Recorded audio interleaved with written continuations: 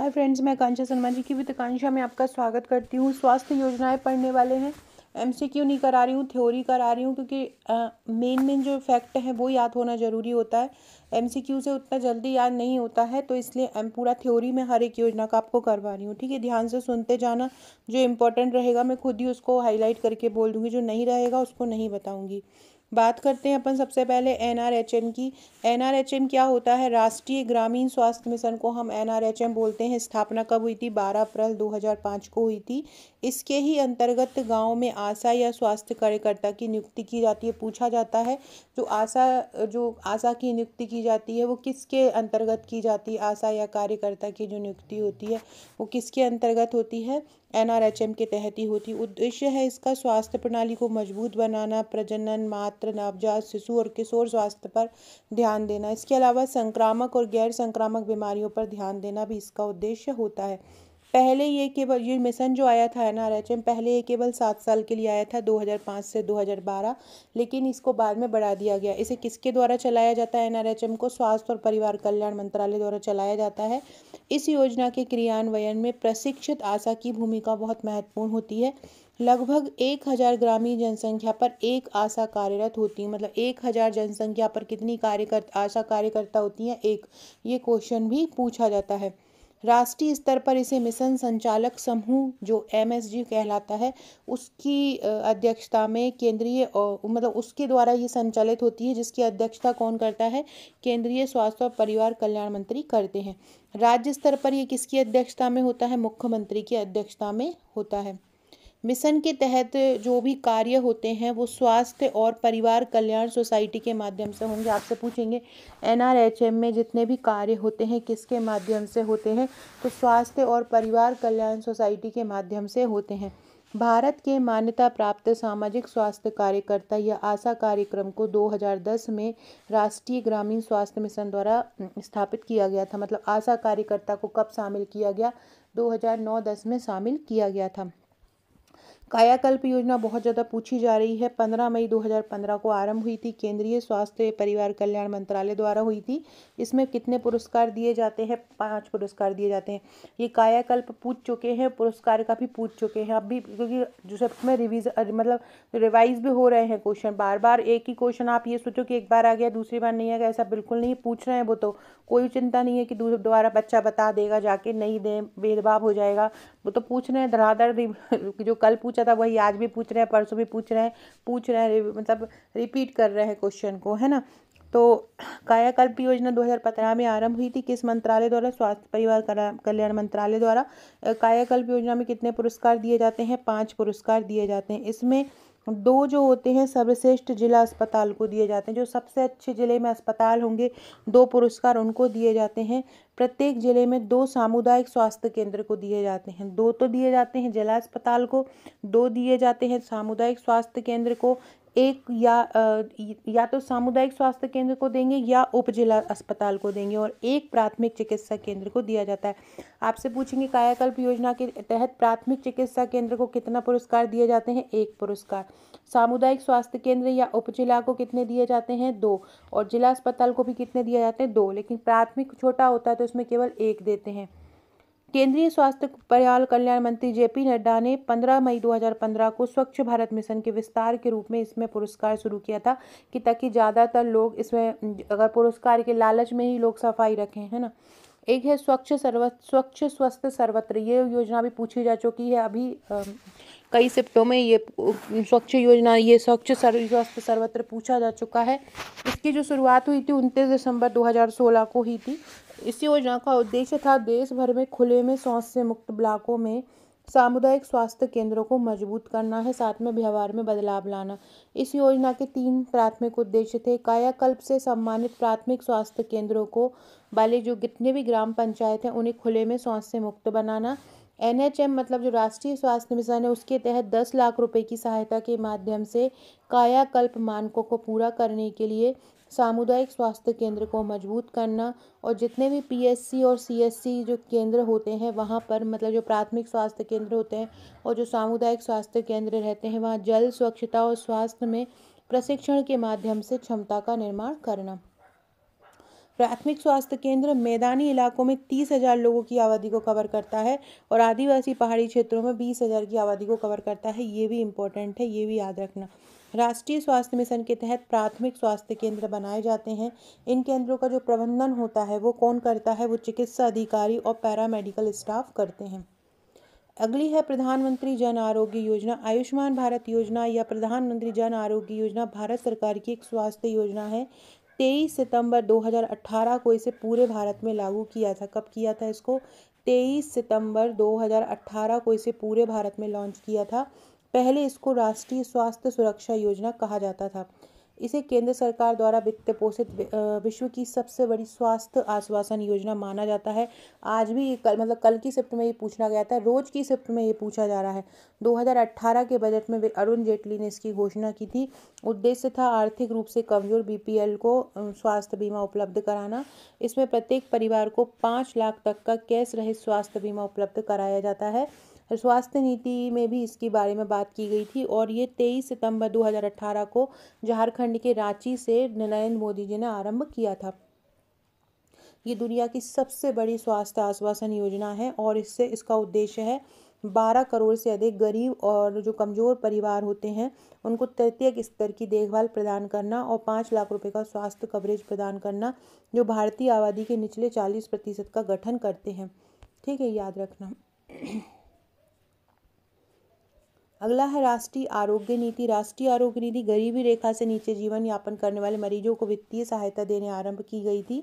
इसके लिए इसके तहत क्या है कि जो राष्ट्रीय आरोग्य नीति के तहत 13 केंद्रीय मतलब जो केंद्र स्तर के सरकारी अस्पताल हैं उनमें 13 केंद्रीय सरकारी अस्पतालों और संस्थानों में 2 लाख तक का इलाज और वित्तीय सहायता दी जाती है तथा रिवॉल्विंग फंड भी स्थापित इसके अंतर्गत किए जाते हैं।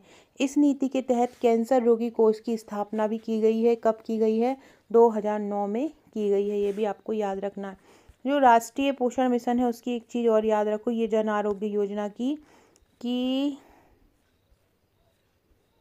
इसमें अस्पताल में भर्ती होने से पहले के 3 दिनों और अस्पताल में भर्ती होने के बाद के 15 दिनों का खर्च दिया जाता है। प्रति परिवार 30,000 से लेकर 3 लाख रुपए तक की सहायता इसमें दी जाती है। राष्ट्रीय आरोग्य नीति में क्या बोला गया है कि 13 केंद्रीय सरकारी अस्पतालों को इसमें चुना गया है, वहाँ पे 2 लाख तक का इलाज दिया गया है और उसके लिए एक फंड मतलब तय कर दिया है कितना फंड रखा जाएगा केवल इन 13 सरकारी अस्पतालों में इलाज करवाने पर। इस नीति में 2009 में कैंसर रोगी संस्थान की स्थापना भी की गई। राष्ट्रीय आरोग्य निधि ये भी आ चुका है किसी न किसी शिफ्ट में, मैंने बताया है आपको रिव्यू में।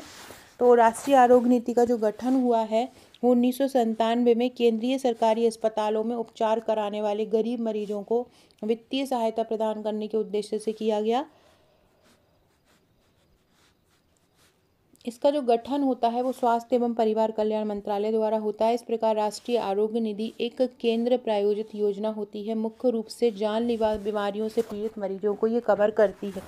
जो ऐसी बीमारियों को कवर करती है ये राष्ट्रीय आरोग्य निधि जो बीमारियां जानलेवा होती हैं। स्वास्थ्य परिवार कल्याण मंत्रालय ने राष्ट्रीय दुर्लभ नीति 2021 को मंजूरी दे दी है।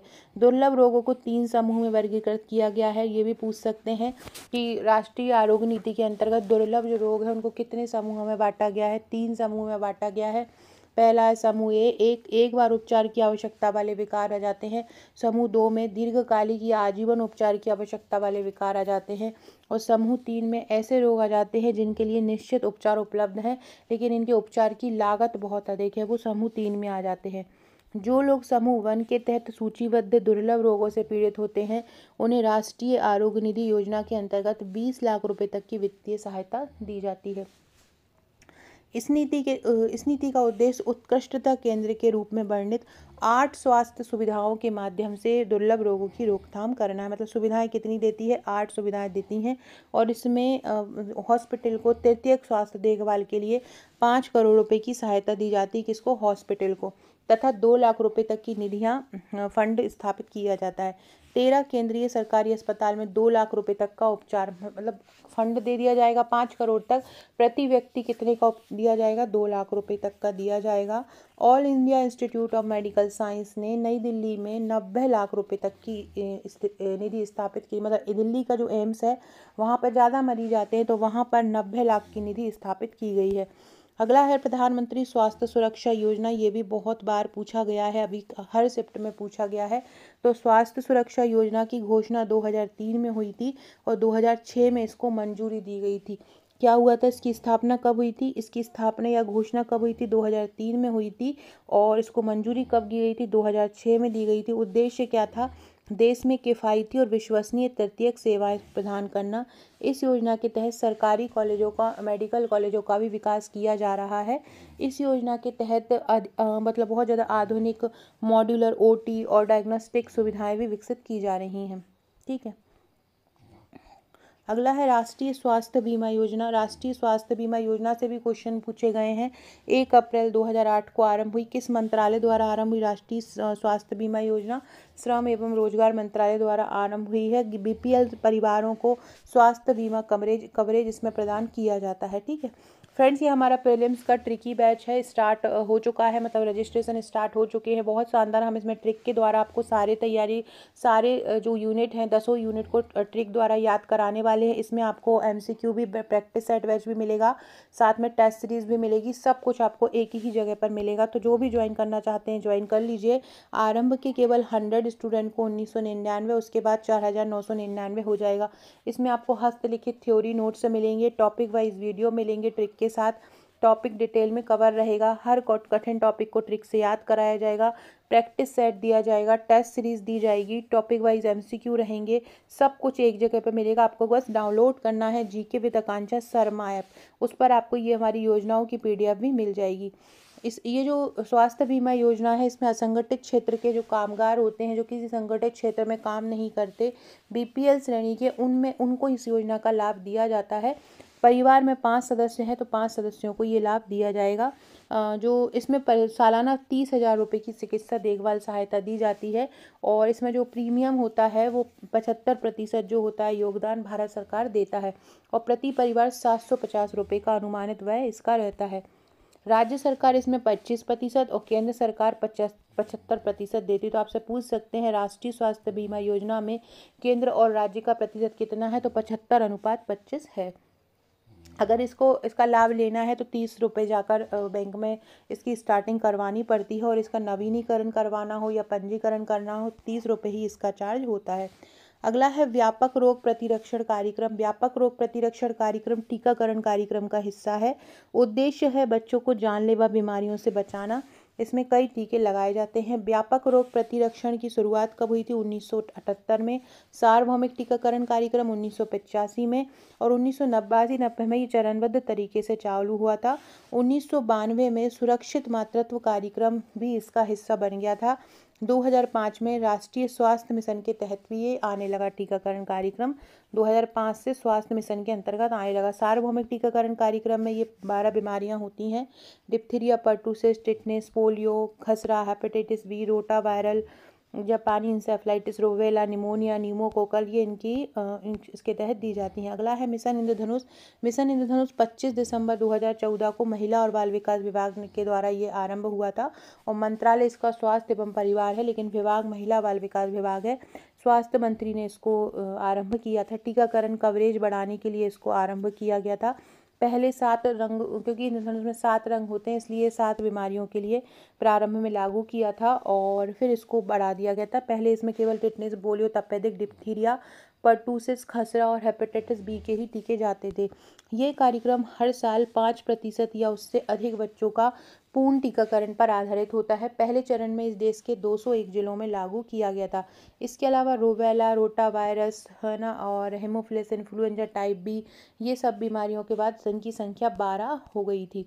2023-24 में राष्ट्रीय टीकाकरण कवरेज कितना हो गया था? 93.5% हो गया था 2023-24 में। विश्व टीकाकरण दिवस कब मनाया जाता है? 10 नवंबर को विश्व टीकाकरण दिवस मनाया जाता है। 2014 में मिशन इंद्रधनुष के तहत लगभग 5 करोड़ बच्चे और लगभग 1.25 करोड़ गर्भवती महिलाओं को टीका लगाया गया। इसकी सफलता को देखते हुए फिर सघन मिशन इंद्रधनुष की शुरुआत हुई। सघन मिशन इंद्रधनुष की शुरुआत कब हुई? 2017 में। वैसे मिशन इंद्रधनुष की कब हुई? 2014 में। और सघन की कब हुई? 2017 में। सघन मिशन इंद्रधनुष का उद्देश्य था कि 2018 तक पूर्ण टीकाकरण कवरेज पाया जाए, 90% तक तो करा जाए। लक्ष्य 2 वर्ष तक की आयु के बच्चे थे। फिर इसके चरण आए गए, सघन मिशन इंद्रधनुष 1.0 आया। इस 2017 में इसका उद्देश्य था 90% से अधिक पूर्ण टीकाकरण सुनिश्चित करना। सघन मिशन इंद्रधनुष 2.0 आया 2019 में, और इसका मकसद था टीकाकरण को बढ़ाना। और ये कार्यक्रम जो था सघन मिशन इंद्रधनुष 2 पल्स पोलियो कार्यक्रम के 25 साल पूरा होने पर लागू किया गया। तो आपसे पूछेंगे कि मिशन इंद्रधनुष का कौन सा चरण पल्स पोलियो कार्यक्रम के 25 साल पूरा होने पर आरंभ किया गया था? तो सघन मिशन इंद्रधनुष का 2.0 कार्यक्रम किया गया था। और इसका उद्देश्य क्या था? 2022 तक देश भर में टीकाकरण कार्यक्रम को कम से कम 90% तक पहुंचाना।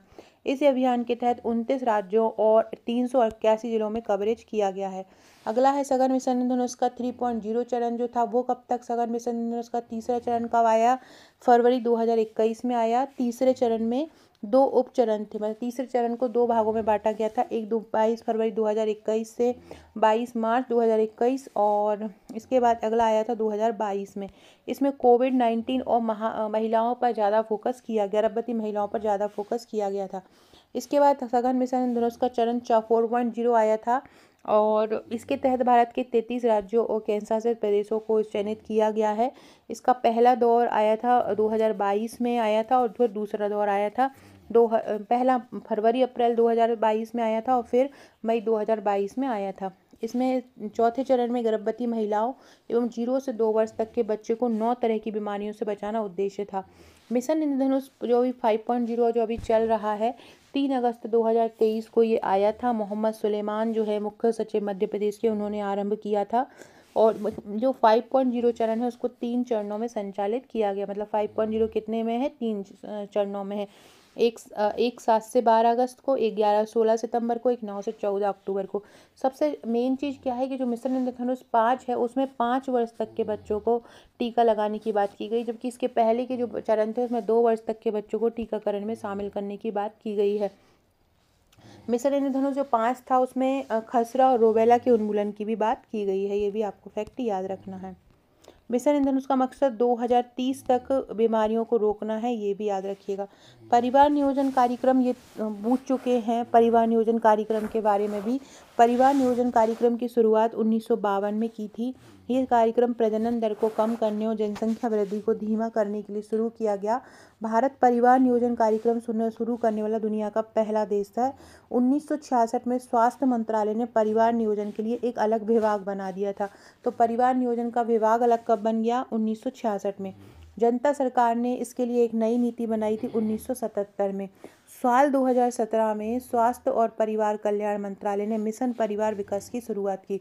मिशन परिवार विकास कब शुरू हुआ? 2017 में। भारत में परिवार नियोजन की शुरुआत 1952 में हुई थी, और चौथी परियोजना में इसको अधिक महत्व दिया गया था। हर महीने की 21 तारीख को परिवार नियोजन दिवस मनाया जाता है। ठीक है, ये आपको याद रखना है।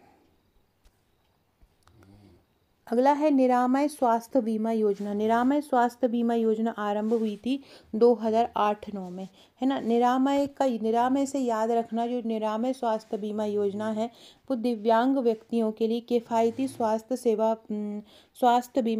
सुविधाएं प्रदान करने के लिए आरंभ की गई थी। जो स्वास्थ्य बीमा योजना है वो किसके लिए आरंभ की गई थी?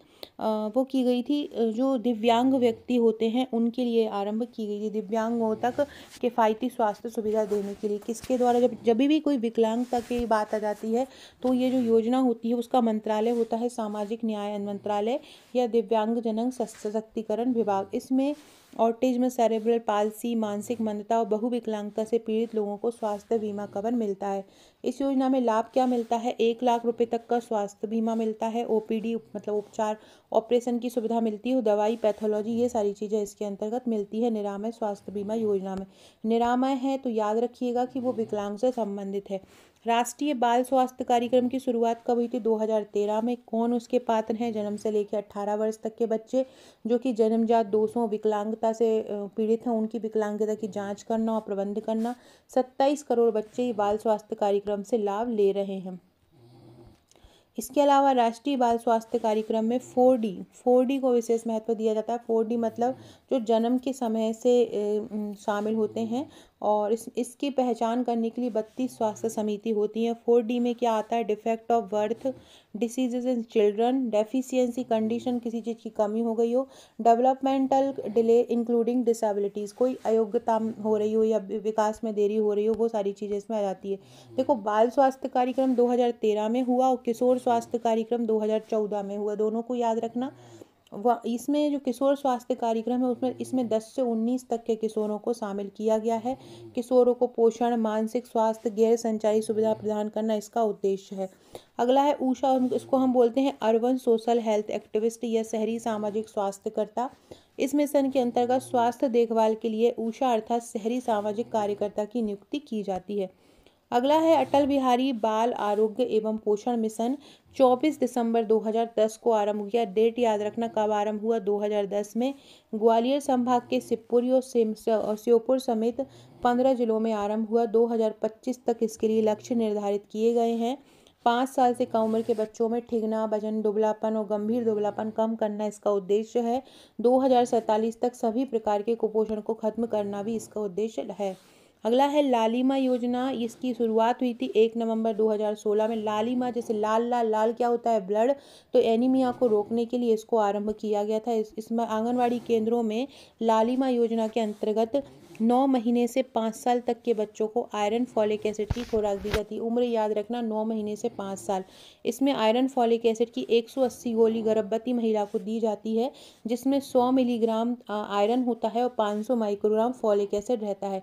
आंगनवाड़ी केंद्रों पर आयरन फॉलिक एसिड की गुलाबी गोलियां बच्चों को दी जाती हैं और नीली गोलियां किशोरों को दी जाती हैं। और एक क्वेश्चन आता है, गर्भावस्था के दौरान कौन सी गोली सबसे अच्छी होती है? तो फेरस फ्यूमरेट एक गोली होती है जो सबसे अच्छी होती है। अगला है ममता अभियान। ममता अभियान कब आरंभ हुआ? ममता अभियान बहुत पुरानी योजना है, 2013 में बनी थी। इसकी जो ब्रांड एम्बेसडर माधुरी दीक्षित को बनाया गया था उस समय। गर्भवती महिला एवं बच्चे इसमें पात्र होते हैं। मातृ मृत्यु दर, शिशु मृत्यु दर में कमी लाना इसका सहयोग है। एक और चीज़ याद रखना, ममता अभियान यूनिसेफ एवं राष्ट्रीय ग्रामीण स्वास्थ्य मिशन के सहयोग से चलाया जा रहा है। ममता अभियान में 10 से 19 साल तक की किशोरियों और गर्भवती को मुफ्त चिकित्सा जांच और आयरन फोलिक एसिड दिया जाता है। अगला है दस्तक अभियान। दस्तक का है हर घर जाकर दस्तक देना, 2016 में आरंभ हुई थी। स्वास्थ्य अभियान होता है 5 साल से कम उम्र के बच्चों में बीमारियों की पहचान करना और इनका इलाज करना। इस अभियान के तहत बच्चों की स्क्रीनिंग भी की जाती है। बच्चों की बीमारियों की पहचान के बाद उन्हें इलाज के लिए रेफर किया जाता है। दस्त संबंधी रोगों का नियंत्रण एवं बाल मृत्यु दर में कमी लाना इसका मुख्य उद्देश्य होता है। इस अभियान के तहत बच्चों को विटामिन ए की दवा दी जाती है।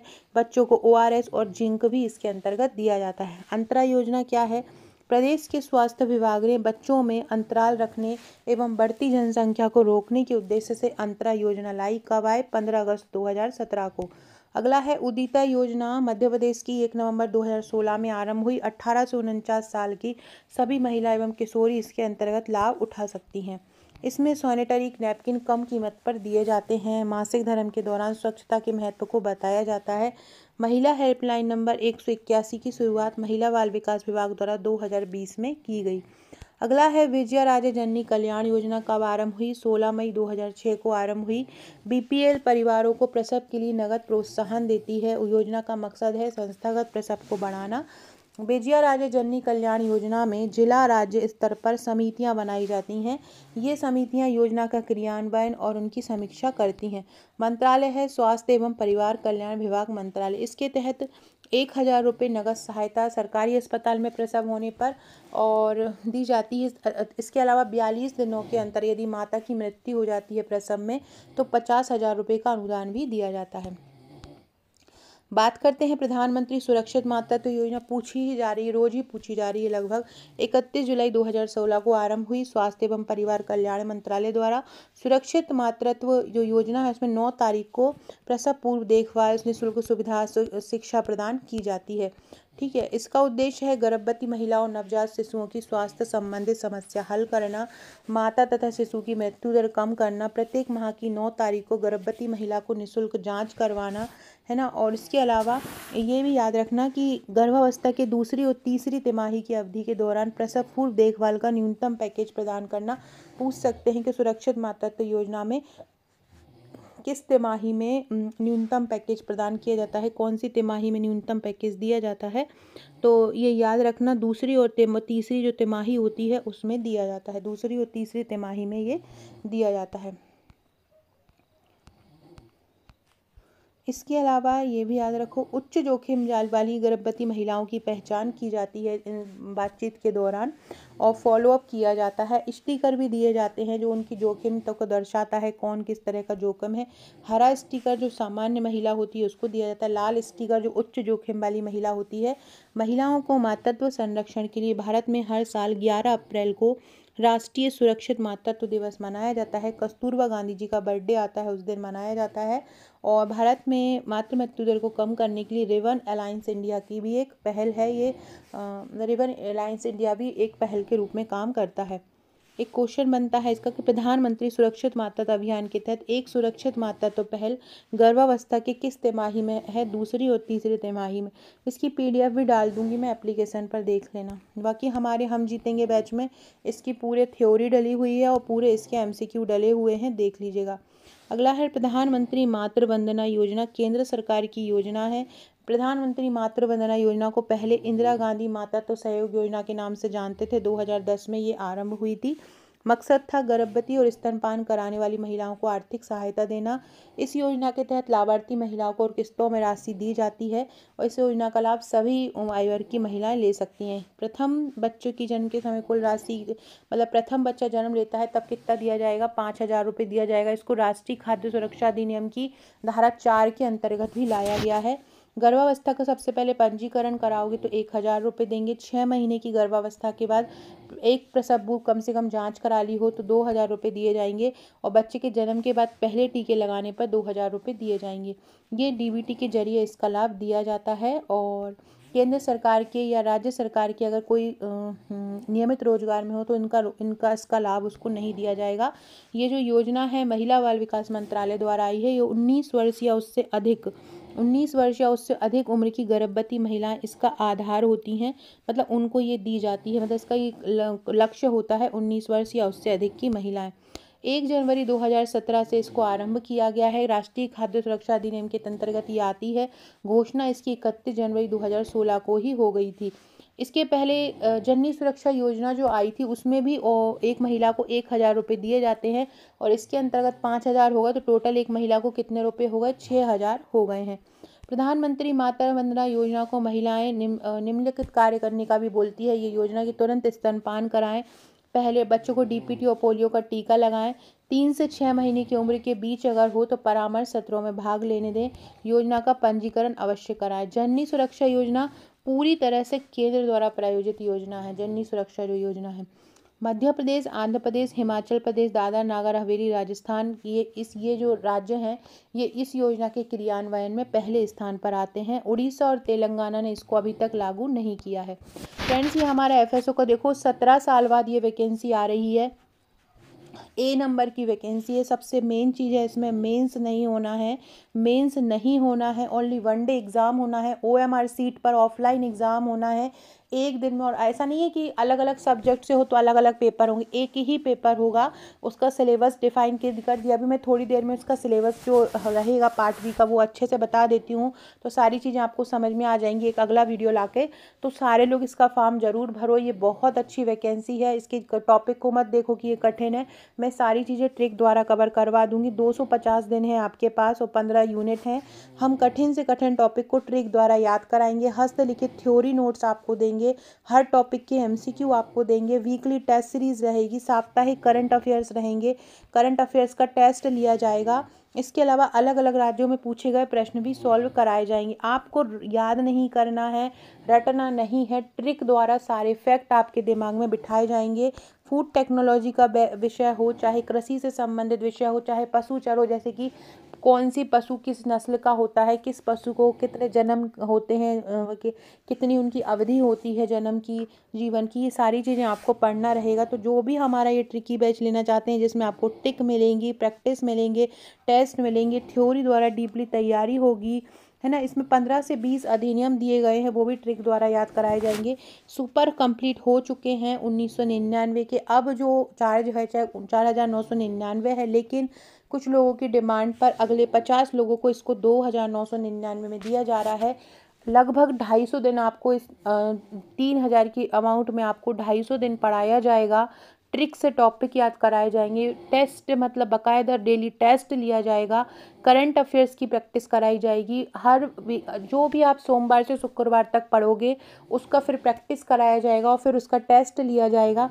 इस प्रकार से सारे फैक्ट कवर कराएंगे। ये बहुत बड़ी गोल्डन अपॉर्चुनिटी है आपके लिए, तो सारे लोग इसका फॉर्म भरो फटाफट। अगर मेरा कोर्स लेना चाहते हो तो फटाफट एप्लीकेशन डाउनलोड करो, जल्दी इसको ले लो, समय ना निकले, समय बर्बाद ना हो, क्योंकि 5 तारीख से क्लासेस हमारी स्टार्ट हैं। तो आपकी 5 तारीख से ही क्लास आपकी स्टार्ट हो जाए, तो इसलिए तुरंत फटाफट एप्लीकेशन डाउनलोड कर लो। एप्लीकेशन की लिंक कमेंट बॉक्स में लिखी हुई है। अगर पेमेंट नहीं हो पा रहा है तो मुझे व्हाट्सअप कर दो, मैं अपने मोबाइल पे पेमेंट लेके आपको वहाँ पे कूपन अप्लाई करवा दूँगी, लेकिन फटाफट से ज्वाइन कर लीजिएगा, ठीक है। कर बहुत सरल तरीके से आपको ये सारा सिलेबस मैं कंप्लीट करवा दूँगी। प्रदेश में 1 से 7 सितंबर तक मातृ वंदना सप्ताह मनाया जाता है। दूसरे बच्चे के जन्म के बाद 6,000 रुपये दिए जाते हैं, लेकिन ये तब होता है जब कंडीशन केवल लड़की ही हो। अगला है माँ अभियान। माँ अभियान को बोलते हैं मदर्स एब्सोल्यूट अफेक्शन। स्वास्थ्य परिवार कल्याण मंत्रालय द्वारा 5 अगस्त 2016 को आरंभ हुआ।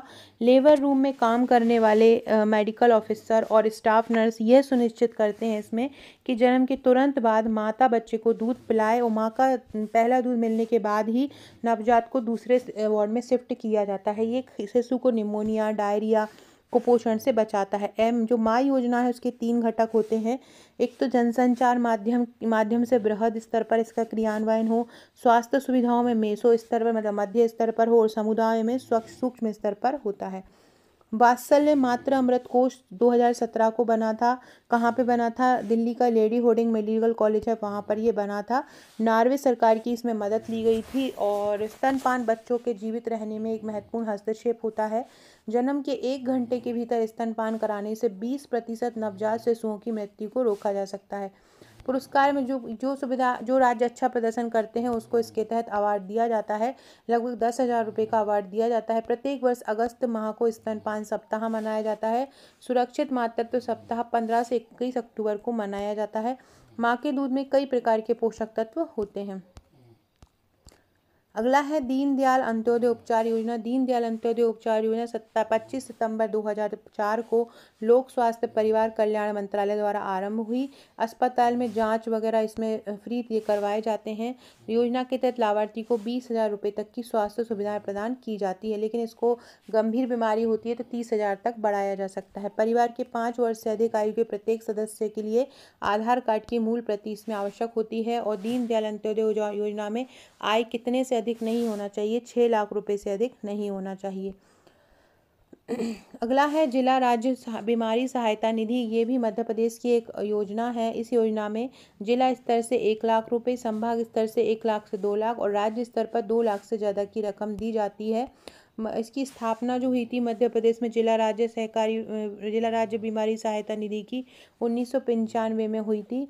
आवेदन भरने के लिए कलेक्टर के माध्यम से मुख्य चिकित्सा अधिकारी के पास जाना होता है।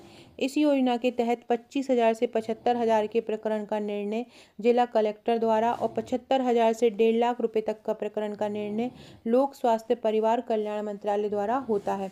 अगला है दीनदयाल चलित अस्पताल योजना 2006 में लागू हुई। इसको मोबाइल हेल्थ क्लिनिक कहते हैं। उद्देश्य है प्रदेश के सुदूर आदिवासी अंचलों में गुणवत्तापूर्ण सेवा प्रदान करना, इसका मुख्य उद्देश्य है।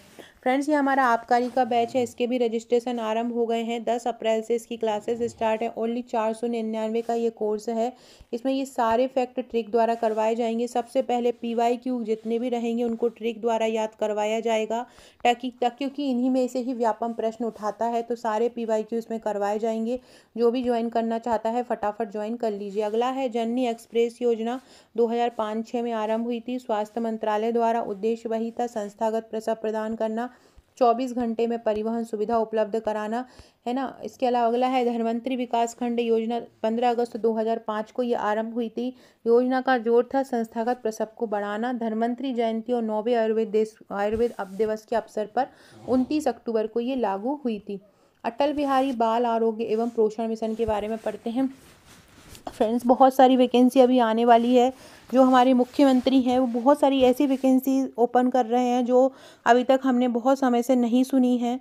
जैसे कि अभी FSO की आई गई है, पटवारी का भी सुनने में आ रहा है कि पटवारी आ रही है। वो सबसे मेन जो भर्ती है, जो जैसे कि आपकी सुपरवाइज़र की थी, ग्रेजुएट लेवल पर कोई भी स्ट्रीम से आपने ग्रेजुएशन किया हो, छात्रावास अधीक्षक की, छात्रावास वार्डन, छात्रावास संबंधित प्रबंधक, मतलब बहुत सारी वैकेंसी आने वाली है जो जनजाति छात्रावास रहते हैं। और ये बहुत अच्छी वैकेंसी है, मतलब ये भी A ग्रेड वैकेंसी है।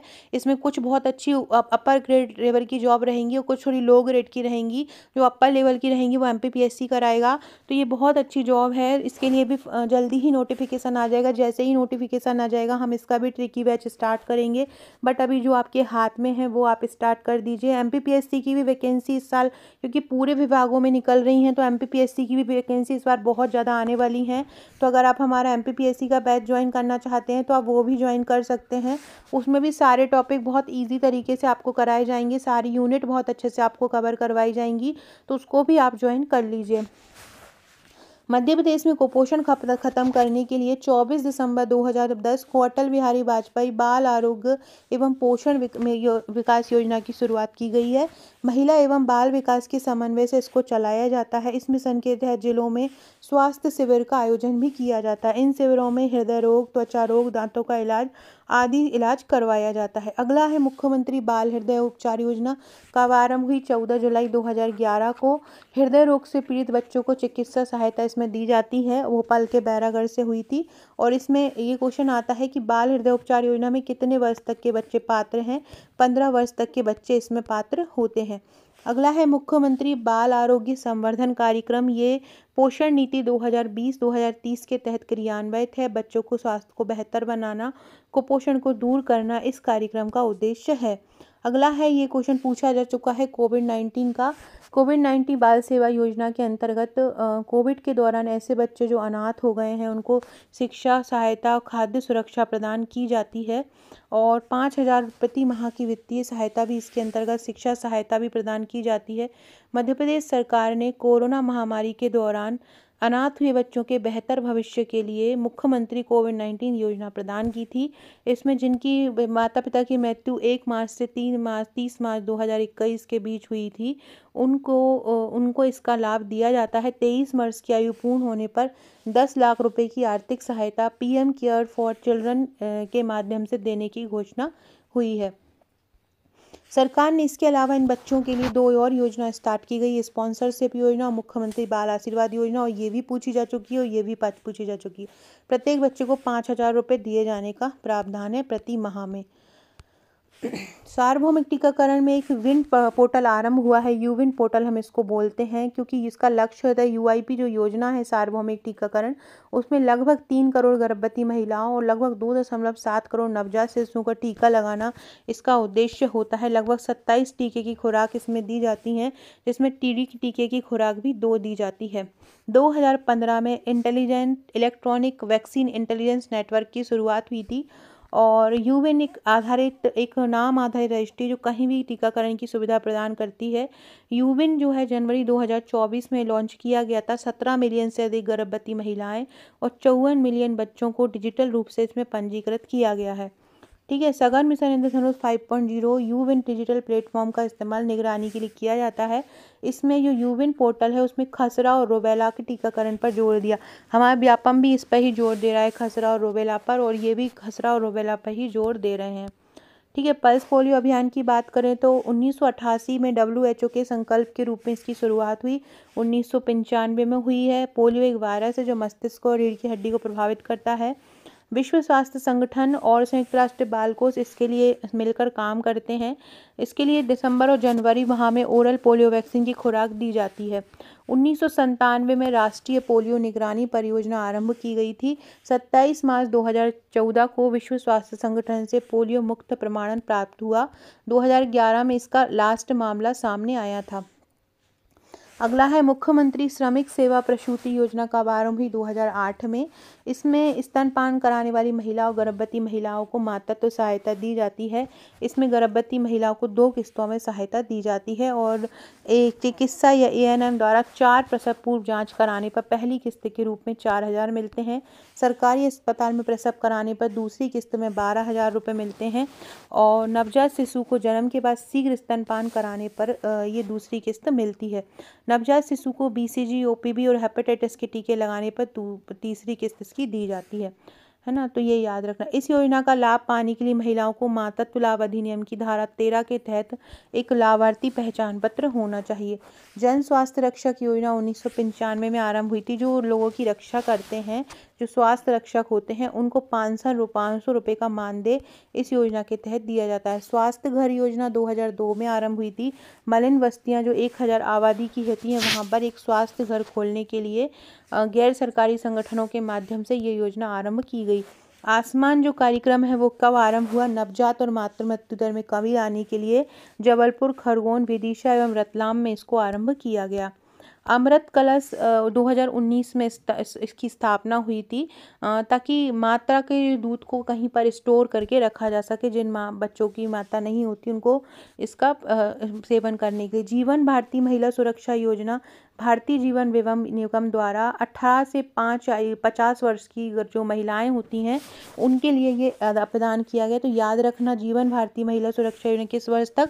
18 से 50। लक्ष्य कार्यक्रम 11 दिसंबर 2017 में केंद्रीय स्वास्थ्य परिवार कल्याण मंत्रालय द्वारा हुआ गया। इसका उद्देश्य था जो लेबर रूम में महिलाएं होती हैं उनकी सुरक्षा प्रदान करना। स्वच्छ बच्चे स्वस्थ भारत कार्यक्रम ये 22 अगस्त 2017 को आरंभ हुआ। इसमें तंदुरुस्त रखना है बच्चों को, इसके लिए ये माता पिता को जागरूक करने के लिए, अध्यापक को जागरूक करने के लिए आरंभ हुई थी। एक और इसमें याद रखना, इसमें केंद्रीय विद्यालय संगठन हेल्प करता है। सांस अभियान कब आरंभ हुआ था? 16 नवंबर 2019 को।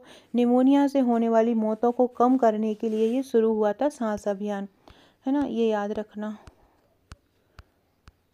सांस अभियान हर साल 12 नवंबर 2023 से शुरू होकर 29 फरवरी 2024 तक 4 महीने तक चला। मतलब जब पहली बार चला था तब ये 12 नवंबर 2023 से 29 फरवरी 2024 तक चला था, इसका जो अभियान है।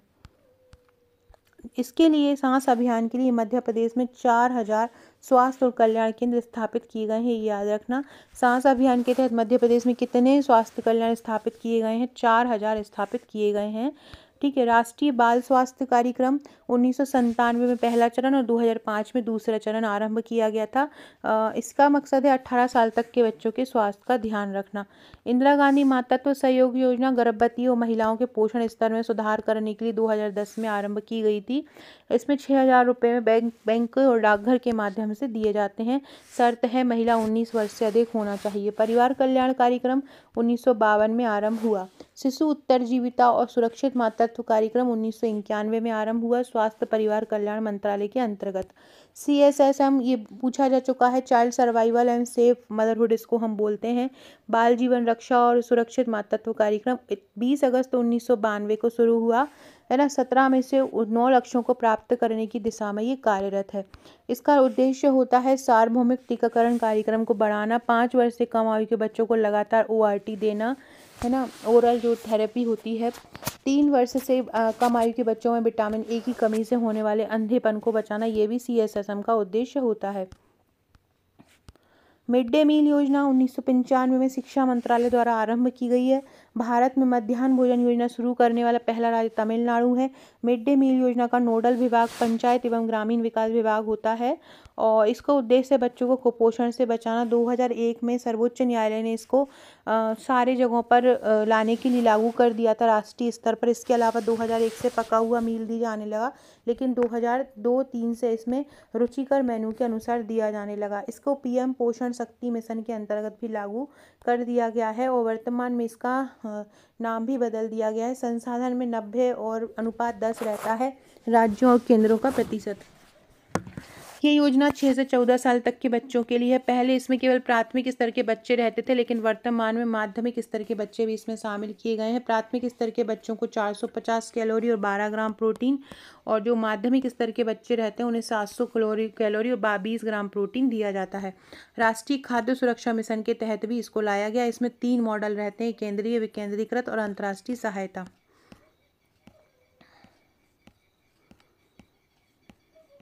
मिड डे मील योजना की मैंने पीडीएफ डाली है, उसको पढ़ लेना एप्लीकेशन पर। एप्लीकेशन डाउनलोड कर लेना, कमेंट बॉक्स में लिंक मिलेगी, वहाँ पर पीडीएफ आपको हर एग्ज़ाम की पीडीएफ फ्री भी मिलती जाएंगी।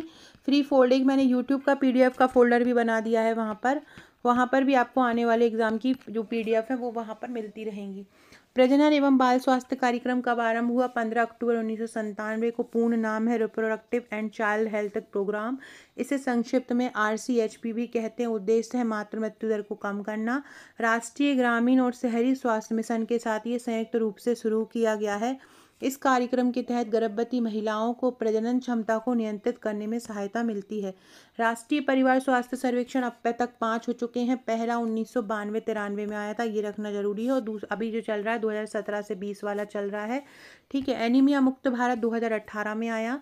1 से 3% की कमी लाना एनीमिया में इसका मुख्य उद्देश्य है। अगला है मैम या माम कार्यक्रम। मॉडरेट एक्यूट माल न्यूट्रिशन कार्यक्रम है ये, जो पोषण अवस्था में सुधार करने के लिए आया गया। सुपोषित परिवार पोषित जो योजना है वो 62,000 बच्चों का प्रति तिमाही पोषण प्रबंधन करने के लिए आरंभ हुई है। इसमें गंभीर जो कुपोषित बच्चे होते हैं उसके लिए महिला सदस्य के खाते में 200 रुपये की राशि दी जाती है। जीवन अमृत योजना 28 अप्रैल 2020 को मध्य प्रदेश सरकार द्वारा आरंभ हुई। कोविड-19 के विरुद्ध प्रतिरक्षा प्रणाली बढ़ाना इसका मेन उद्देश्य है। त्रिकुट चूर्ण भी इसके अंतर्गत दिया जाता है, ठीक है। राजीव गांधी किशोरी अधिकारिता योजना 1 अप्रैल 2011 को आरंभ हुई थी। महिलाओं का सशक्तिकरण करने के लिए 11 से 18 साल की महिलाएं इसमें लाभ ले सकती हैं। इसको सबला योजना भी कहते हैं। दिल से दिल की देखभाल भोपाल से आरंभ हुआ था। कार्डियक रोग वाले जो व्यक्ति रहते हैं उनको मेडिकल एडवाइस इसमें दी जाती है। ये 2 बुक्स भी याद रखना अगर आ गई तो। वायरस से वैक्सीन तक आदित्य श्रीवास्तव ने लिखी है, कोविड की पुस्तक है ये। और कोरोना से डरो ना इसे है हराना, डॉक्टर AK चौधरी ने लिखी है। मिशन सेहत 21 जुलाई 2022 से आरंभ हुई। मध्य प्रदेश सरकार का उद्देश्य था सरकारी अस्पतालों का उन्नयन। एक 75/25 पहल आरंभ हुई है। उद्देश्य है 2025 तक मधुमेह पीड़ित लोगों की स्वास्थ्य की जांच करना और 75 मिलियन लोगों की जांच करना। राष्ट्रीय मौखिक स्वास्थ्य कार्यक्रम 2014-15 में है। घर घर जाकर दंत सहायता का दंतों की सफाई के लिए बोलते हैं सलाह प्रदान करना। भारत उच्च रक्तचाप नियंत्रण पहल 2017 में आरंभ हुई। उच्च रक्तचाप को नियंत्रित करना इसका उद्देश्य था। वन वर्ल्ड टीबी समिट 2023 में हुई थी वाराणसी से, इतना याद रखना है। मास ड्रग एडमिनिस्ट्रेशन जो कार्यक्रम है, ये अभियान है, इसका मकसद किसी बीमारी को नियंत्रित करना है। इसका मेन लक्ष्य है 3 वर्ष 2027 तक भारत में फाइलेरिया को समाप्त करना। 545 चावल वितरण परियोजना ये 6 जुलाई 2021 को हुई थी। कुपोषण से समाधान के लिए FSSAI द्वारा, जिसको हम फसाई भी बोलते हैं, के अनुसार 50 किलोग्राम सामान्य चावल को 1 किलोग्राम फोर्टिफाइड चावल मिश्रित किया जाता है और फिर उनको पोषण प्रदान करने के लिए दिया जाता है। फसाई ये आपके फूड सेफ्टी ऑफिसर का प्रमुख टॉपिक है, इसको बहुत अच्छे से करना है। इसके करीब 200 से प्लस प्रश्न बनेंगे। स्थापना 2008 में हुई थी और अधिनियम इसका 2006 में आया था। अनमोल ऐप 2017 में आई थी, गर्भवती महिलाओं तक टीकाकरण सुनिश्चित करने के लिए, ठीक है। एक है राष्ट्रीय वेक्टर जनित रोग कार्यक्रम 2003-4 में आरंभ हुआ था। केंद्र और राज्य दोनों द्वारा चलाया जा रहा है। इसमें 6 मेन बीमारियों का इलाज किया जाता है। वेक्टर जनित कार्यक्रम में कितनी? 6। ये भारत सरकार के स्वास्थ्य सेवा महानिदेशालय का एक हिस्सा होता है। अगला है टेली मानस पहल, ये विश्व स्वास्थ्य दिवस पर आरंभिक हुई थी। मतलब इसमें डिजिटलाइजेशन द्वारा सारे स्वास्थ्य पर नियंत्रण करना इसका मेन उद्देश्य है। ये मैं बता चुकी हूँ फूड सेफ्टी ऑफिसर का दोनों बैच का हमारा, कि जितना जल्दी हो सके इसको ज्वाइन कर लीजिए, क्योंकि उसके बाद इसका रेट बढ़ जाएगा। तो फ्रेंड्स, ये था हमारा आज का वीडियो। ऐसा है वीडियो पसंद आएगा, वीडियो अच्छा लगे तो लाइक शेयर सब्सक्राइब जरूर कीजिएगा। Okay friends, thank you.